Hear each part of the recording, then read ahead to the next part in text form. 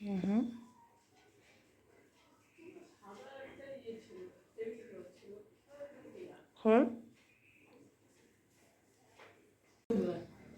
কি করে জমায় রাখিস পেটে? তোর চোখটা দেখি, হাত নামা।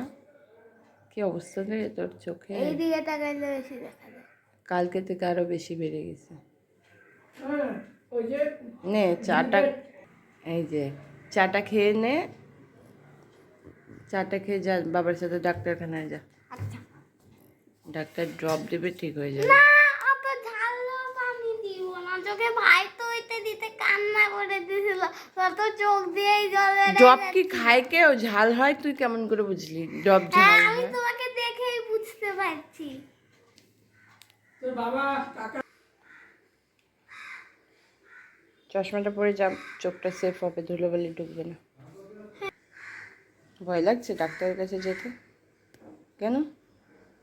চোখে ড্রপ দিতে দিতে যদি আবার চোখ নষ্ট হয়ে যায়। তা চোখের ড্রপ দিলে কি চোখ নষ্ট হয়ে যাবে?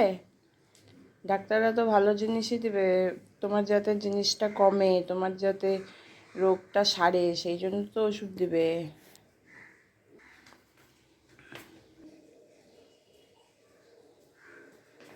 নতুন জুতোটাও নিচে চলে গেছে। হ্যাঁ, চাদরটা পরে দেবো।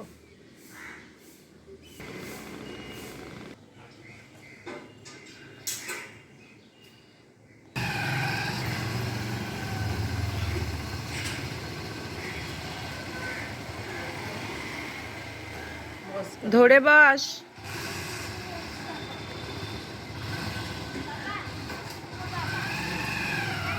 টাটা।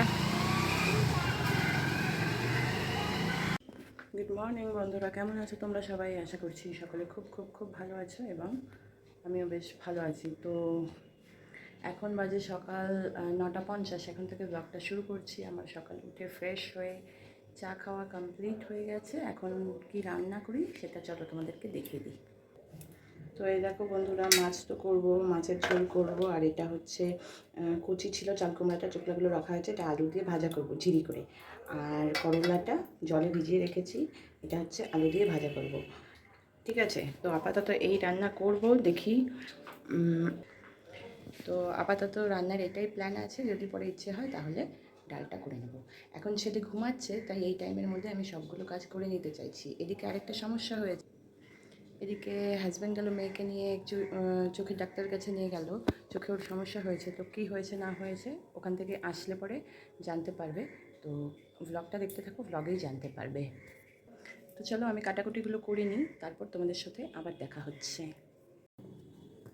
তো এই যে বন্ধুরা দেখো, ঋষি সোনা উঠে পড়েছে ঘুম থেকে। Good morning. হাই, আয় আয়, উঠে আয়, উঠে আয়।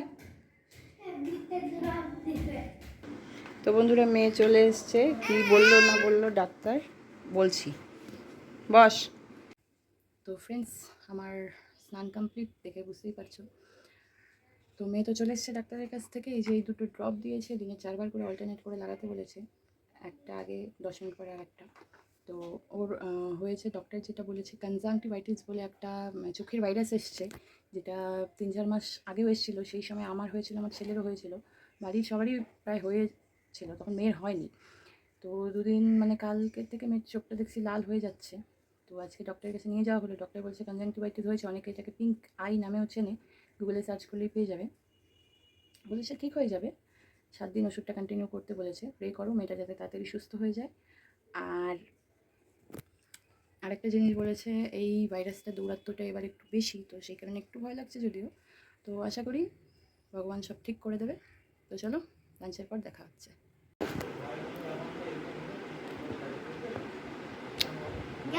যায়নি, গেলে তুই বুঝতে পারবি।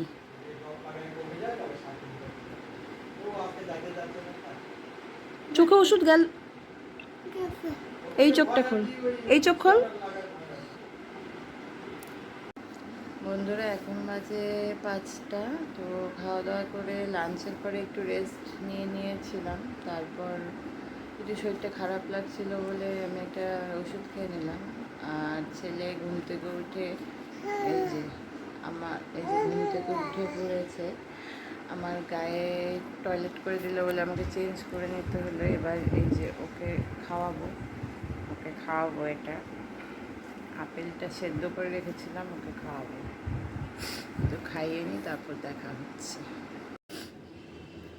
তো বন্ধুরা, এখন আমি একটু বিকেলবেলা বারান্দায় বসে আছি। দেখো চোখের অবস্থা কি, সর্দিতে চোখ মুখের অবস্থা কী হয়েছে। প্রচণ্ড পরিমাণে সর্দি লেগে গেল হঠাৎ করে, বুঝতে পারলাম না কেন।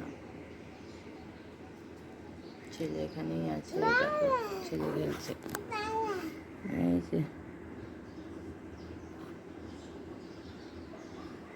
তো বন্ধুরা, ভিডিওটা আর কন্টিনিউ করছি না, এখানে এন্ড করছি। ভালো লাগলে অবশ্যই একটা লাইক করে দিও, চ্যানেল সাবস্ক্রাইব না করা থাকলে করে নিও। সবাই সুস্থ থেকো, ভালো থেকো। Thanks for watching.